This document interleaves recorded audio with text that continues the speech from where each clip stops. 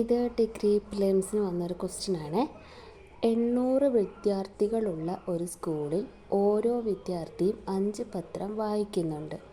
ഓരോ പത്രവും 100 വിദ്യാർത്ഥികൾ വായിക്കുന്നുണ്ട്. എന്നാൽ പത്രങ്ങളുടെ എണ്ണമാണ് ചോദിച്ചിരിക്കുന്നത്. ഇതിൽ നമുക്ക് പത്രങ്ങളുടെ എണ്ണം എക്സ് എന്ന് എടുക്കാം. ഓക്കെ, അപ്പോൾ 100 വിദ്യാർത്ഥികൾ വായിക്കുന്നുണ്ടല്ലോ, അപ്പോൾ പത്രങ്ങളുടെ എണ്ണം ഇപ്പോൾ 100 എക്സ് ആക്കി എടുക്കാം. അപ്പോൾ 5 പത്രം എന്താണ്, ഓരോ സ്കൂളിൽ ഓരോ വിദ്യാർത്ഥിയും 5 പത്രം വായിക്കുന്നുണ്ട്.